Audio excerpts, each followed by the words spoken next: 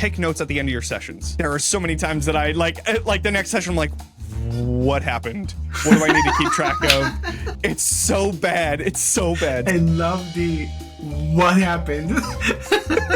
Especially when you have like a long-term campaign, they'll say, hey, where's this person? I'm like, I made up that person on the spot and I have no notes of that person. I don't remember. Hello everyone and welcome back to another episode of Geek Peek. My name is Oren and today I'm interviewing Jonathan Floucher from TalkingXP. TalkingXP is both a YouTube channel and a Twitch channel that has an ongoing campaign every week or so, and Jonathan, outside of being the game master for that campaign, is also a YouTube creator who makes videos about TTRPG. I really enjoy that channel.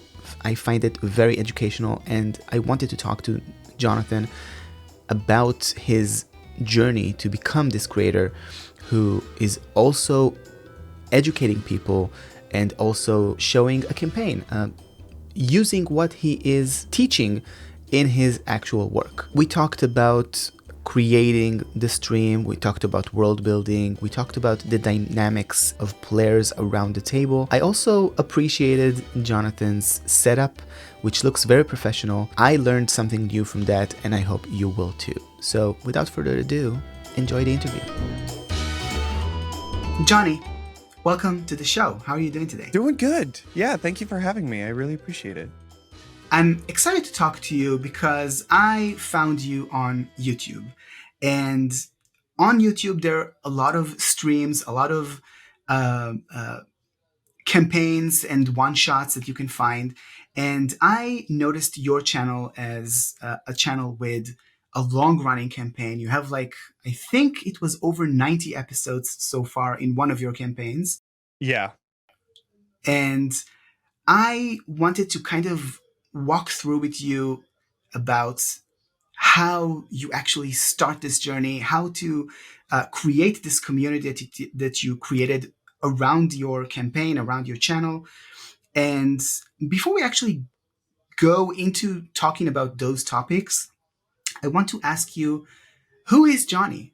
Can you tell us a little bit about Jonny before D&D, before YouTube? And let's start from there. I'm 30, so back when I was in high school is when, or just after high school, is when D&D 5e came out. And that's when one of my friends was like, I really want to play this. And I've always heard about it, but I never really tried it. He DM'd one session and immediately I was hooked. I remember playing a Paladin, Oath of Devotion. It was incredible. And ever since then, I just dove straight into TTRPGs, specifically D&D. So I remember it was that session, and then maybe a couple weeks later, I had just DM'd my first session off of something that I came up with because I was like, hey, do you guys want to do it one shot? And everybody was like, yeah. So, and it was great. It went perfectly because I had my friend there that was the DM and helped me through the whole thing with things that I didn't know. But yeah, we started really early. So I've been DMing since 2014, technically. So about 10 years. But I started there. We didn't play super often, but when I moved here to Oregon, where I'm currently at for college, that's when I had a weekly campaign. And that one I think is probably over 100 sessions that we had of just, getting together, playing mainly a homebrew. And then we went into Rise of Tiamat and ended there. And it was incredible. If you know Rise of Tiamat, there's a ritual at the very end that takes 10 rounds, and they finished it on the 9th round, which was so close to just complete destruction. We played out what would happen if they didn't stop it on that round, and it was not good. But did that campaign, and a couple of the friends that I had in my home game in that campaign, we all decided to start TalkingXP. We started off with podcast stuff, and then we quickly moved into one shots, and then we slowly transitioned into a long form campaign that we have now, which is Ravenloft Misfits. So far, out of the original cast, there is only one person that is left through either story decisions or scheduling, because we're all adults and this is just a hobby for the most part for all of us. So, things happen. But yeah, we started back in August of 2021, and we've been running this. I've been running this game since then, so 3 years, and we just hit, I think, 96, and we're close to the end, so I think we're gonna hit 100. Okay, so let's kind of break it down. You gave us like this top tier overview of your journey, and I want to kind of take you back to starting Talking XP. You started it years ago, and like, what goes through your mind to kind of come to this decision of, hey, we're doing this for a home game, but now let's stream it, or let's record and upload it to YouTube? What's the decision there to start broadcasting this? Yeah. So we started with 4 people. Myself, my friend Ryan, Daniel, and Zach. I always wanted to do something like this. I've always wanted to specifically run Curse of Strahd on a stream. That had always been my plan. And then, watching Critical Role obviously was a huge influence to how I run and the type of content that I record. But I had always wanted to do something like that. And then Ryan and Daniel had experience in recording and editing, because Daniel is an actor and then Ryan is like an editor, and does that for his like day job. So when we first started, that was like the team. I was kind of the host and the personality, I guess you could say, of the cast. And then we just quickly moved from podcast into the one shots, and then the long form campaign. I think we all just really wanted to make content. We have creative minds, and we all decided, hey, we're all good. We want to do this, cool. And then we just went ahead and we just did it. Yeah, we didn't really have a super thought out plan, but we just decided, hey, let's just do it and then figure it out on the way there. And we figured out a lot of mistakes very early on, because that's just how it goes when you start something new. We'll talk about them soon. I do want to hear your lessons from this journey. Before we talk about mistakes, I do want to ask you, were there any general broad stroke goals to starting this? Like you said, let's figure this out. But did you have like a main goal in mind? Was this for, okay, let's make this so we can live off of this and leave our day jobs? Or do we want to do this because we love it and want to build a community, or something else entirely? Sure. I think it was always a possibility that like we could, go big with this and do this, full time. But I don't think it was ever like actualized. It was always like a kind of nebulous thing that could happen if we continued going down this road and like took it seriously. But I think it's so funny. My friend Zach was like, I'm just going to assume that absolutely nothing is going to come from this, and absolutely nothing's going to happen. We're just doing this for fun.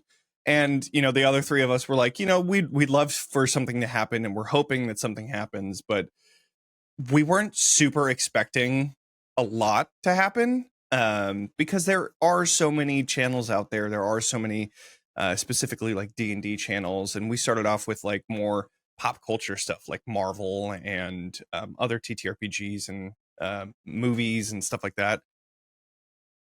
So when we started out, we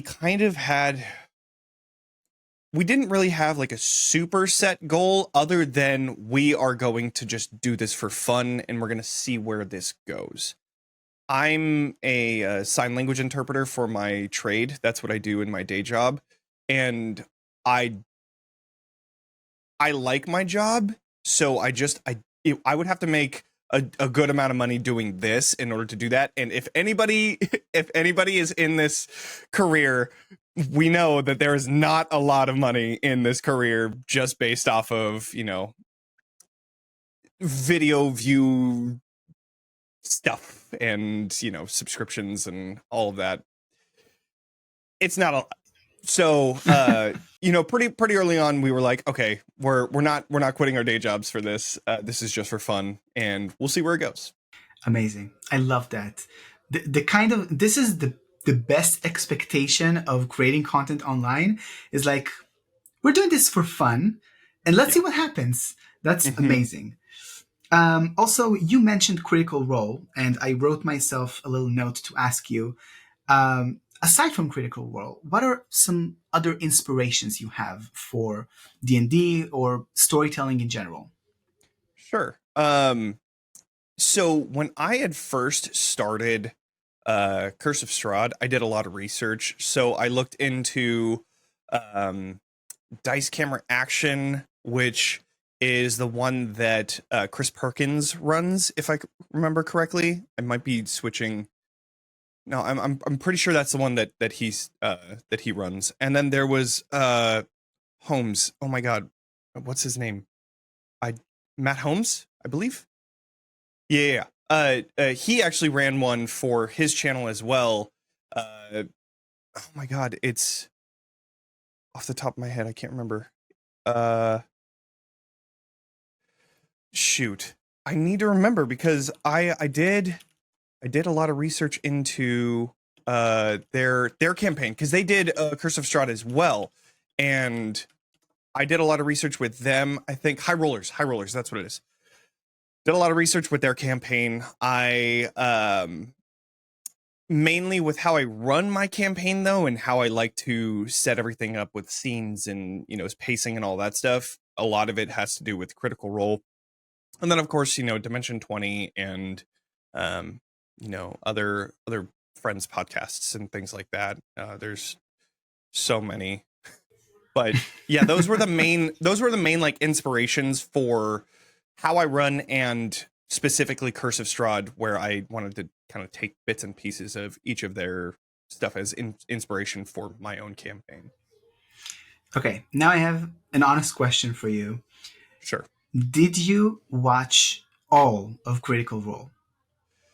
Okay, so I watched all of campaign 2. That's actually where I started. I did not start with campaign 1 like a lot of other people. That I had heard about it, and I hadn't really taken a step towards watching it, only because I think they had already started and I didn't really know what was going on. So I didn't want to like just jump in. And by the time that I had heard about it, it was like the last arc of the campaign. I didn't want to touch that. I wanted to, be able to go through. So I started it on my own, watching the YouTube videos, and I'm on like 30 or so, but I don't really have a whole bunch of time to watch a bunch of content because I'm making it and I'm editing it and producing and yada, yada, yada. I'm also super into Cyberpunk 2077 right now, if I'm being honest. I've been just so focused on that game and just absolutely addicted to it. I want to play the new DLC and I haven't yet, so that's what I've been doing this past week. It's amazing. I won't spoil anything for you. It's really, really good. I heard it's like super like spy kind of like secret agent type of coded stuff, and I'm like, I'm here for it. I'm so here for it. So I was talking about the main game. I still didn't play the DLC 2, and I have it on my computer. That's so funny. Yeah. But yeah, it's so good. They also just came out with or they didn't come out with a board game, but there's a like Kickstarter, like crowdfunding. I can't remember the specific crowdfunding website that they're using, but there's a board game for it, and they have a bunch of minis and stuff like that you can get. And it looks kind of complicated, but if you get like the deluxe version, you get all the stretch goals. And I definitely got the deluxe version because I wanted to make sure that I got all the minis. I think I totally missed that Kickstarter. It's still going, I think. Yeah, I'll write it down to check it out later. Also, you mentioned as you kind of like as we nerded out about Cyberpunk, you also mentioned you produce, edit, and do all of the things for your channel, for content. And I do have to admit, your setup that I'm looking at right now looks amazing. The lighting, the background, like all of it looks really, really good. So Thank you. if you have like kind of like tips for beginners or anyone that wants to have like this little home setup, what would be your advice for them? Sure. So I didn't have this whole like background setup in the very beginning. Like I said, this is part of those like mistakes that I made in the very beginning. I used to have one light that was directly above me, and it was just like this orange light that is on my face. It was so bad. But I did a lot of research, and I've learned over the years. One of the biggest things that I can say is so these arms are really great for holding a microphone, but they're also really great for holding lights. So I have one light over here that's a more like orangish light, which is why this side looks a lot more orange than this side, because this side I have an LED white light. And so that kind of creates the like a little bit of 3D like depth. And then also I have my main light that I put in a Wi-Fi color changing type of light where I connect it to my Google Home and I can change it at any point. So depending on whatever I'm running or playing in, like Candela, I'll make it green, and then Curse of Strahd will make it purple, and then like if we're in battle, sometimes I'll turn it to red, whatever. But yeah, and then I guess it's just I have an empty room that I kind of tidy up before I end up doing any streaming. But what I was also getting at, I have ADHD, so it kind of bounces all over the place.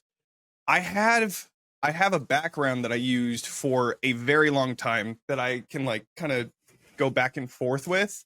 And then I have a green screen here that is on clips that are at the very top of that. And so what I used to do is, before a lot of my streams, I would swap back and forth because I use this for my work as well. So I would make a green screen, and then I have like a background on Zoom that I would use as well, which is kind of nice. There is like a thing that I installed to the ceiling, and I think it was like $20, super easy to use. And then I just poked holes in a photography background that I bought that was also like $20, and then I got the green screen as well. As far as like tips, these lights were also like $15 like total. These arms, sometimes you can get them included on Amazon orders. This is a Audio-Technica AT2020, which is a great introductory microphone, and I just never had a reason to get a new one. What else? Yeah, I mean, and then I have a DSLR that I have for my webcam, which I used back in the day when I got into it as a hobby for photography, and then just fell out of it because that's just sometimes what happens. So I had a leftover DSLR. I kind of just got lucky with a lot of the things that I had, but yeah. Amazing. You make it work really, really well. It looks amazing. Okay, so we kind of like dove into creating TalkingXP, and we also talked about the setup and how you produce content. I do want to dive with you a little bit into the lessons that you learned during the making of TalkingXP. Like, can you share with us a few points along the way where maybe there were challenges that were hard to overcome, or maybe even failures that you learned from, things that were low points, and then bring us up from them? Yeah, I got a lot of them. So first off, what I want to say is, if there is anybody that's watching that is going to be starting their own like actual play or podcast or something like that, one of the biggest things that you need to know is inclusivity. You don't want to have an all-white cast, which is almost what I started with. I when I first started back in 2021, I didn't realize that that was kind of the goal of each AP is to make sure that you have a diverse cast and make sure that you are telling stories about, with diversity included.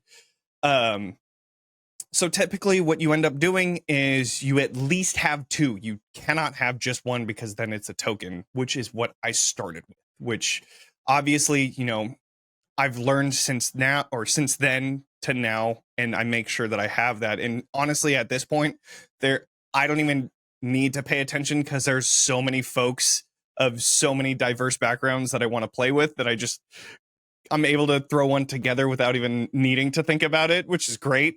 That is one of the biggest things that you want to make sure that you're doing. If you're doing that, then you got one checkbox done to make sure that you don't make any mistakes going forward. One of the other things that I want to just add on to that as like a PS, if you're running something that is culturally, if it's culturally like related, if your story is related to a culture, like if you're running an Avatar: The Last Airbender thing, don't have a white cast. You need to make sure that you have representation of the culture that it is taking from, to make sure that you're representing it properly, and you're not just what's the word? You're not taking from the culture and just making it your own thing, because that's not whitewashing. Whitewashing, right? There's a specific word. I think it starts with an I. I can't remember what it is, but you're just taking a culture and you're just you can't do that. That's a big no-no. Now I'm trying to think of the word. Never mind. Like okay. When people say, "Oh, it's my spirit animal," like that's kind of taking from native culture, indigenous culture. Appropriating, maybe? Appropriating, that's it. You are Okay. Cultural appropriation. That's what you're doing. It's not an I. Okay. But It's not yeah, an I. taking something like that is cultural appropriation. Very, very clearly. So just don't do that. Okay, so I want to challenge you. Like, I want to deep dive into that. Like, how did you learn this lesson? Did you start something and then you got called out for it? What's the story behind this? So I never got called out on it, and I got lucky because when I first started Ravenloft, we had a cast. One of the four members couldn't make it because they were doing acting stuff, and they wouldn't have been able to do it.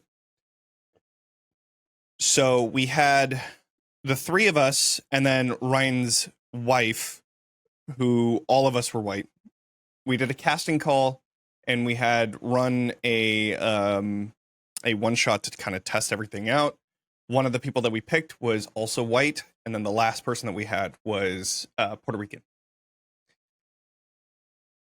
Episode 4, we had some creative differences with one of the people that we casted in. So then we only had, the 4 of the main people that first started with TXP, and then one of our players who was Puerto Rican. And so I wanted to make sure that we had 5 players. Joel, they knew a lot of people that were BIPOC and, LGBTQ and all of that stuff. So they were able to actually bring on another POC into our cast. So by episode 5 or 6, we had already kind of, we've already had those 2 people that were on our cast. So I never really had to worry about it. I never got called out. And I got lucky in that sense where I had somebody that was able to bring somebody else on. And I believe at that time, Joel had said, "Hey, we should probably do this." And I was like, "Hey, that's a great idea. Okay, cool." So right when we started, we pretty much had that. It wasn't episode 1, but it was like 5 or 6 that we, had. We had 2 POC on on our cast, and then we kept going. Like I said, schedules mixed, and there was a lot of people that had to take off and couldn't finish the campaign. So ever since then, we've always had that rule to make sure that we at least had 2 POCs on our cast and make sure that we had, diversity. And so ever since, episode 6 on or so, we've made sure that we had that. And then every one shot that we did after that, after being like told, oh, hey, we should probably do this. Great idea. We made sure that we applied it to everything else going forward. And so luckily I never had to have any like public mistakes. I didn't really have to have any, call outs or anything like that. I was fortunate enough to have people that were able to let me know, behind the screen, and like, oh yeah, that makes sense. Cool. And just rolled with it. Amazing. That's really, really cool. In some way, bullet dodged.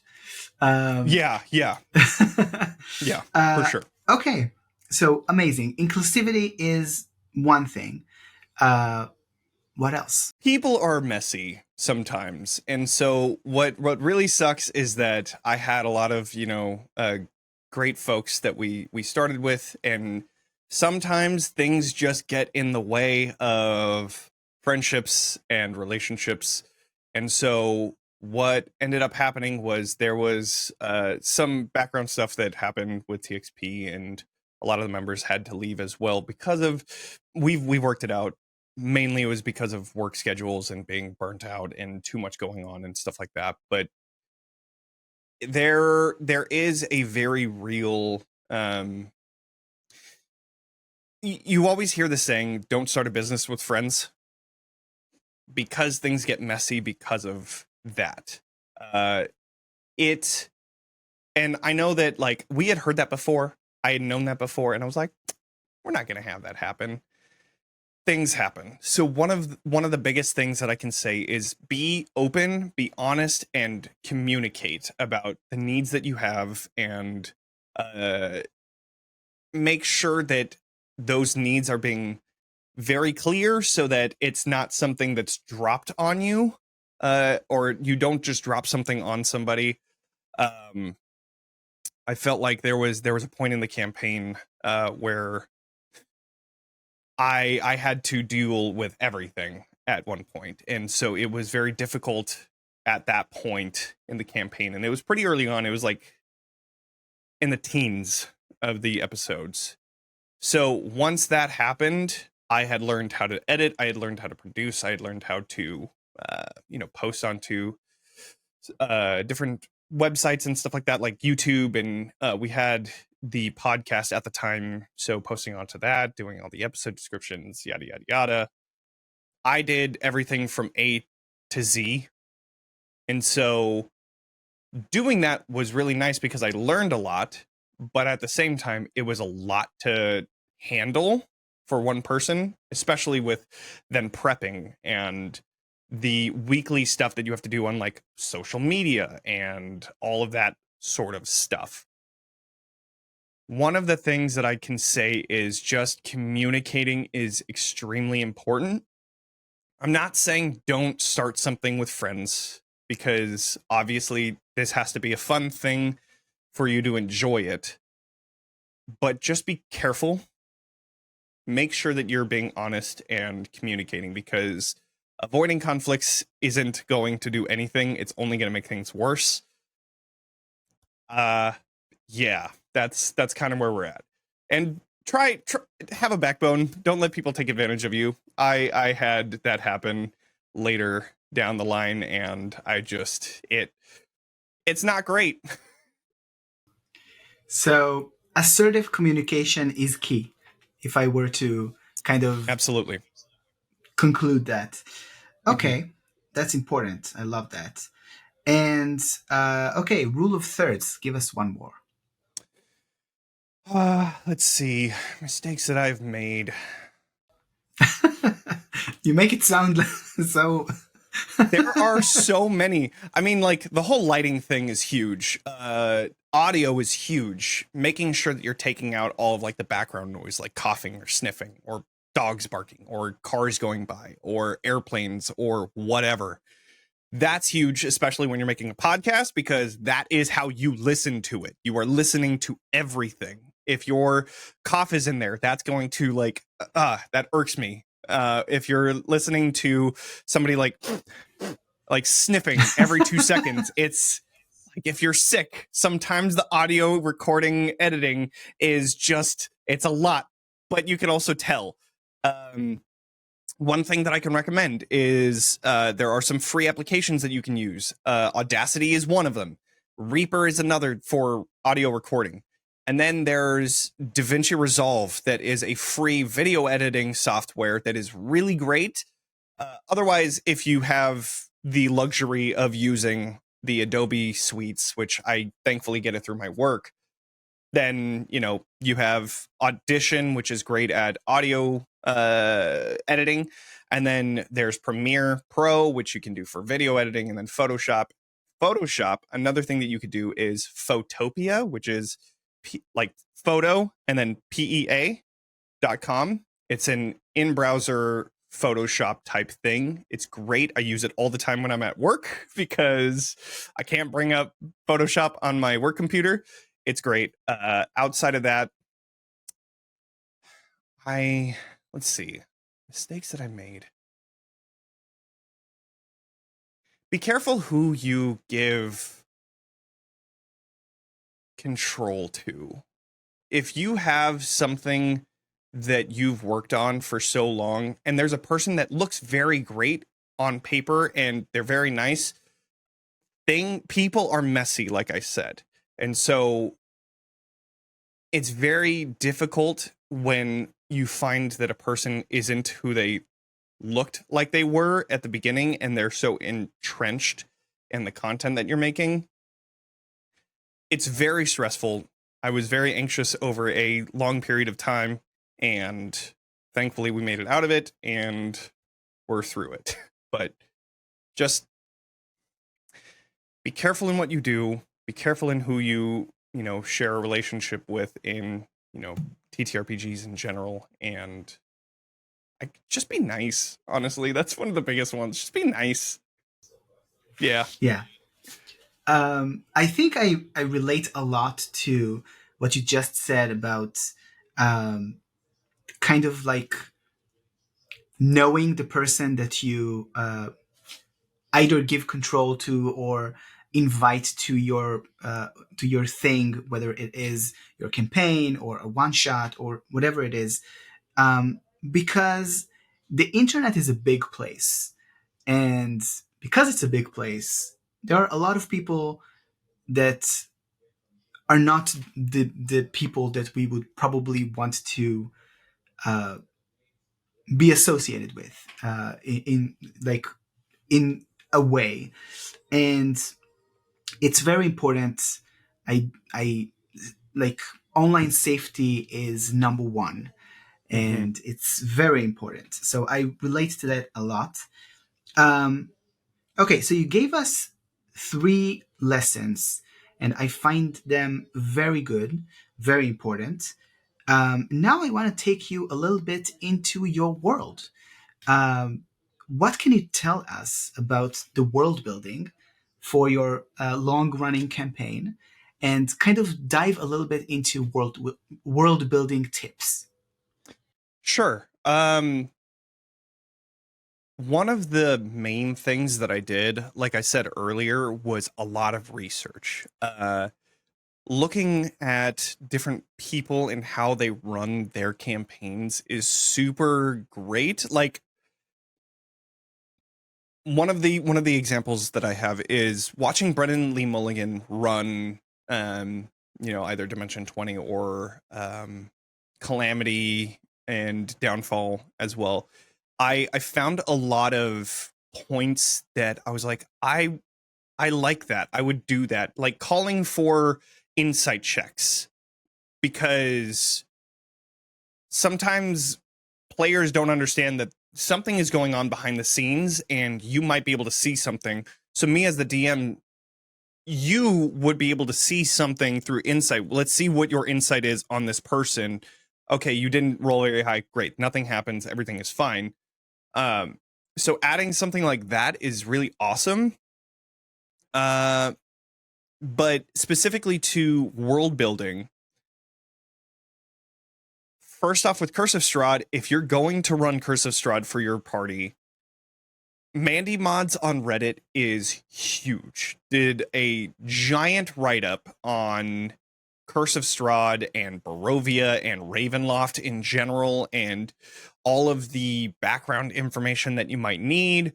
A lot of tips about when she ran it, what happened, and what she did to change the homebrew, or change the campaign for homebrew. Dragna Carta is another one that's on Reddit as well. A lot of great information. Mandy Mods and Dragna Carta are like the two top homebrew folks on Reddit. There's also Lunch Break Heroes, which is a video format on YouTube. He does a lot of also homebrew information and a lot of like discussions on how to run certain things, and a lot of great information with him. Outside of that, because we all know that world building 101 is steal from everything, because that's just how stories work. One of the biggest things that I ended up doing was reading through all of the information that's there and then going through and picking and choosing the things that you like before you end up running them. Specifically for Curse of Strahd, you have everything that's set up. I have it on Roll20, so I can go into each document. I can switch up all the wording of things. And then I guess world building is so hard to describe because it's such a cyclical thing. You start somewhere and then you get an idea and then you continue writing over here and then you continue over with another idea that you have. So one of the things that I would say in terms of planning for sessions is don't be too rigid. A lot of people think of this as like railroading and things like that, which I argue there is always a railroad that your characters are going on, but feigning that behind the DM screen is really the trick that the DM needs to do. If you have something that needs to happen in specific order, that is going to affect the way that you DM. If your players don't hit step 1, they're never going to get to step 2, and you need to force them into step 1 is never a good way to write something up. You always want to have, like you said, a rule of 3. You want to have certain avenues that they can go to, and it'll always lead back to the end, where that's where either the big bad is or the end of the arc is or whatever. Outside of that, making NPCs that have a long-term goal, a short-term goal, a secret, and there's something else. A secret that they'll never tell anybody, and fears. Fears is a good one too, because that always, if there's ever a point where something bad happens, you can always fall back to how they would respond to a fear that they might have. Having a long-term goal, having a short-term goal, and having a secret really influences how you run a character, and I really like that. I actually learned that not recently, but a couple months ago, where I was like, oh, that's good to have for NPCs because it helps create a more 3-dimensional character that you can then throw at your players. The last thing I'll say is when you're building encounters and things like that, the CR system is so broken that using it is almost unnecessary. You want to use it as like a guideline, but you don't want to use it as the rule of law. What instead you want to do is not just have combat, but have combat with an environment. Combat with outside external things happening, because that creates more than just I hit him, he hits me. Doing like a countdown, maybe an NPC is captured, doing something like that to then urge the characters to do something instead of just hitting the bad guy. Adding the land that they're fighting on as an environmental hazard of like maybe restraining them, or if they're able to hit a button to stop a trap that is coming after, well, I guess that goes back to the NPC, but certain things like that make combat fun. Outside of world building, or outside of like combat and stuff like that, in general for world building, I would say, yeah, stealing is like the biggest thing that you could do. Stealing for inspiration, you know, you don't need to make every single thing all the way down to like what somebody's wearing, how their voice is and all that. You don't need to do that. You can really write down a couple names on a note card, which I have right here for my Barovian names and stuff like that. And write out like 3 quest lines and 3 locations with 3 NPCs that they might find. That makes it so much easier. And one of the things that I had when I was first running was this anxiety for letting go of control. Like, I need to make sure that everything is all set and ready to go. I was very rigid at that time. And now I have a more general idea of what's happening. I have NPCs that I know how they act. I have places that I know that the players can go to. And in that's enough information for me to take and then improv through, which is great. Also, take notes at the end of your sessions.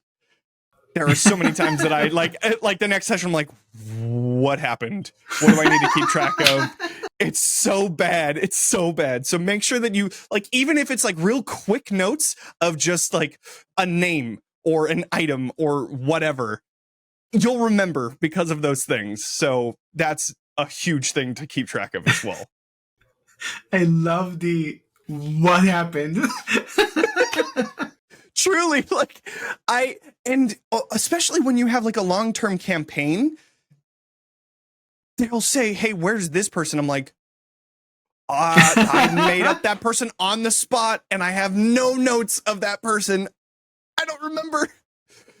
It happened to me far too many times. And, you know, to be honest, if that does happen, it's not the end of the world. Your players are going to be like, oh, this is the person, then that might spark something. Or you might be like, and then you just move on. It's fine. It's fine. But, you know, if you want to try and remember, write down notes. That's amazing. I love that. Okay. I think a good segue from here, when we kind of finished with notes, is you have your notes on your table. You have the notes that you need to write at the end of sessions. You have probably the things that happened with your characters at the table. Do you have some kind of system or an app for note taking instead of doing like a physical thing? Do you have like a way to order notes about your campaign? So I use Roll20, but there's one that I learned about called Obsidian. I've never used it personally, but I've heard really great things about it, and I've seen how it's used and like how it has like a network, like a spider webbing type of thing where this person connects to this person and yada, yada, yada, which is so cool. So cool. I've never used it personally. And one of the main reasons why is because, like I said, I have Roll20, and not only do I have Roll20, but I have Curse of Strahd on Roll20. So I have everything that's already set and ready to go. And like I said earlier, I just go into the notes, type up the way that I would rather say things than what they have in the book, and, you know, changing bits and pieces here and there. So Roll20 has this cool linking feature where if you use the brackets, the like square type brackets that are just under the plus sign, if you do that and the name of a handout, and then you save the handout that you're currently typing in, it'll create a link where if you click that, it'll open up that handout. So I use that so much because if there's like a handout that I want to show like with art, then I click that and then show player. If there's an item that they just found, click that, show player. It's a lot easier for me to do all of that beforehand rather than hold one moment. Let me look through all of my handouts so that I can now hand you over this potion of healing, which doesn't matter in the first. You have a potion of healing. Everybody knows what it does. Having that prepared beforehand is essential. Another thing that I do is same with the linking, is having NPCs that are linked. So if they're going into battle, click it, you have it ready to go. Other locations that they might go to. So I'll have like a master handout for Castle Ravenloft. If they go into a certain area, I click here and that brings up the handout, and it's super easy to hold on to. I'll have like a master list of beats that I want to do, scenes that I've written out, and I'll have those handouts on like a next session plan. Outside of that, making token actions on Roll20. I have a token initiative for the GM rolls, so I'll click on the token and then click on that macro, and it's real quick. And then I just have like a D20 that I can click really easily, which is super easy for me, because then it's like, okay, if I don't have a D20 right here, which I usually have one, this one's my one that I got for my birthday last year. It has yeet as the 20 and then oof as the 1. It's incredible. My favorite D20. But if you don't have a D20 ready, you can click that and it's super easy to use. But yeah, that's usually what I use for notes. It's what I've grown accustomed to, because even before I started running Ravenloft, even before I started talking XP, I used Roll20. So I've learned so much since when I first started that I take a lot of those tools that I use and make it a lot easier for me beforehand, so that when I'm running it, I can easily get through it. Love that. Wow, that's very useful. I'm sure the people who use Roll20 and are beginners would find that very useful too. I kind of want to move on from world building, which we started, and kind of dive a little bit into character creation with your players around the table. Mm-hmm. So we know about the world. Specifically, the world is Barovia, Curse of Strahd. How do you kind of like handle character creation with your players? How does that work around your table? So at my table, what I typically do, and this is going to kind of be a general advice for just session zeros in general, because session zeros are where you create backstories, you create your characters, the DM shares information about the world. One thing that I will say, Mandy Mod has a campaign primer that is really good to use. It's a really beautiful handout that you can go on Reddit. So if you're DMing Curse of Strahd, check out Mandy Mod's campaign primer. You can send that to your players, and it has a lot of background information that they'll know, but no spoilers. Or if there is, there's very little, and enough to where that can inform what kind of characters they might want to make. For me, session zeros are where I, one, do a lot of safety tools. So what do you not want to see? What needs to be veiled so that if something happens, we just say, and that happens. Okay, move on to the next point, right? A lot of that usually deals with like racism or homophobia or transphobia or harm to children. Things like that are like, no, do not have that in the campaign. A lot of people have that. Not to say that those aren't things that you can't have in your campaign, but you always need to make sure that your players are willing to explore those certain topics. Sometimes you might have somebody that is like a villain that is homophobic, and your characters want to be the heroes to overcome that because it's cathartic, because we live in a world that sucks. There's a lot of really bad crap all over the place. So being able to have that in a fantasy world and being able to overcome it is, like I said, cathartic for people. But make sure that they want to do that first. So safety tools is the first thing to do. Next, what I typically do is, here is the basic information. That's where the campaign primer comes in. This is the basic information. This is the vibe that I'm wanting to go for the campaign. Do you guys feel the same? Cool. We're all on the same boat. Awesome. Now that I have all of the background information, what I typically end up doing is we'll talk about like character class, character whatever, so that people know like an idea of what everybody's going to be. And then I do session 0.5s with all of my players. I want to make sure that I'm individually talking to each of them so that I can understand what their character is about, what kind of backstory they're thinking.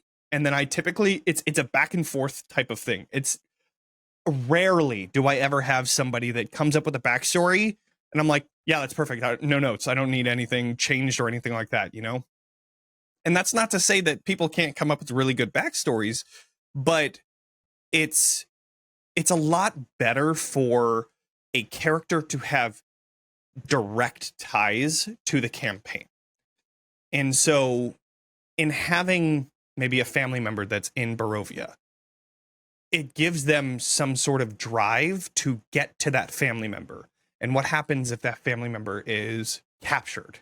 Now that changes the entire course of the campaign, because they're not going to Kresk, they're going to Castle Ravenloft to go and save that person, which actually happened in our campaign.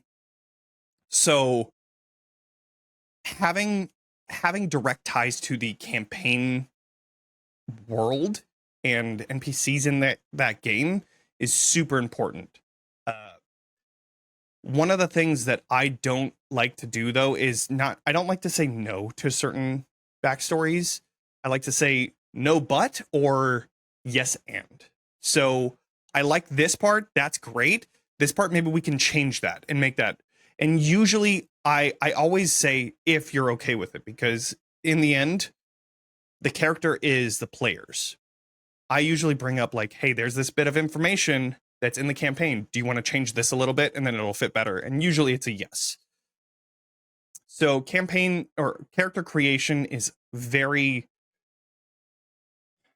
it's very based in teamwork, you know, with the DM and the player, and sometimes another player if they're going to be like twins or if they're family or whatever. It's very collaborative.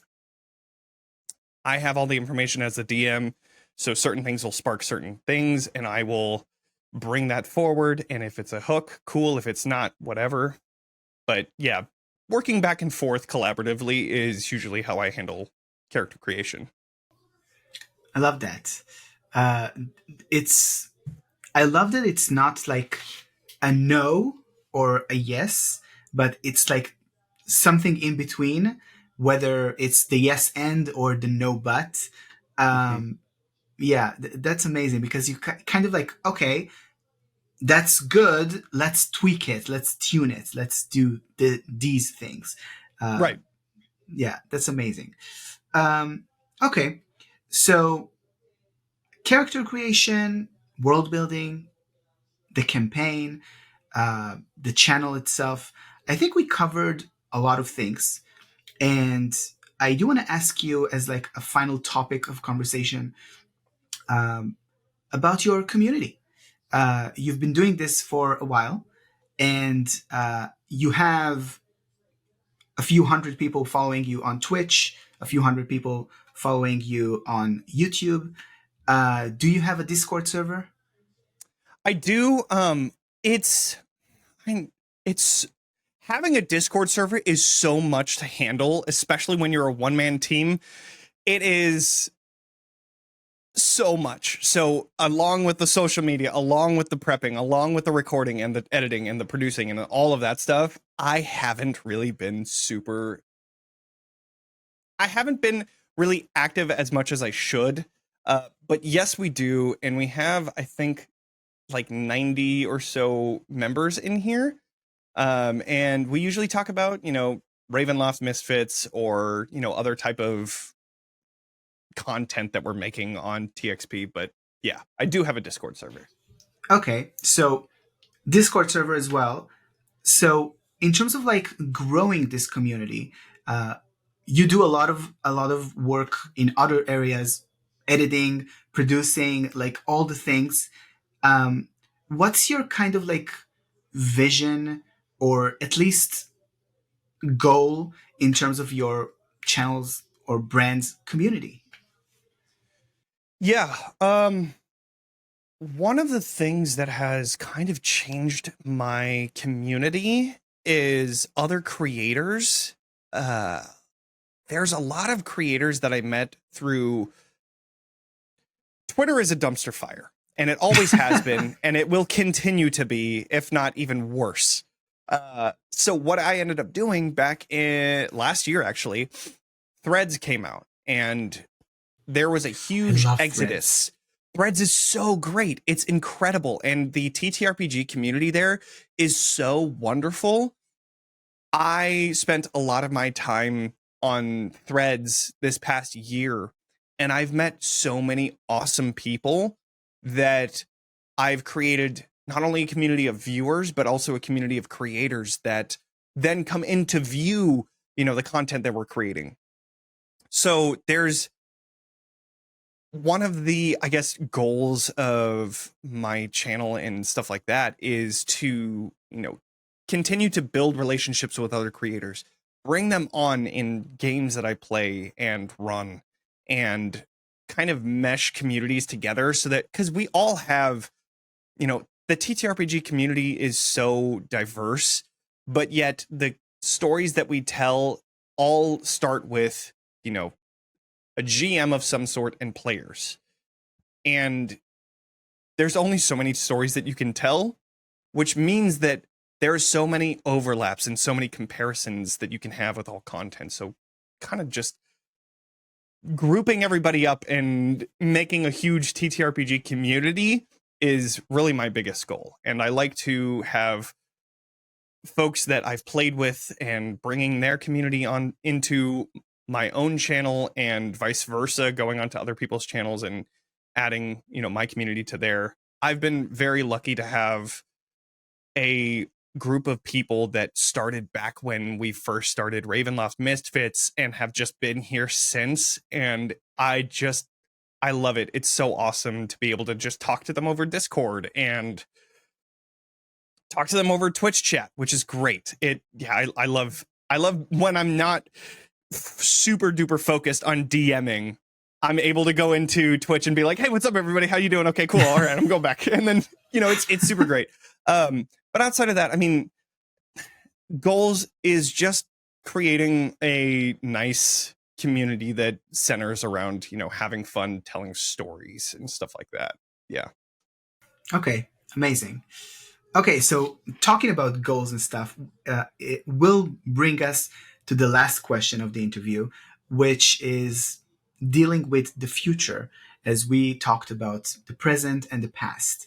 But before we go into that question, thank you so much, Jonny, for talking to me. This was an amazing conversation, and I want to ask you to share where people can find you. Where do you want to lead them after this conversation?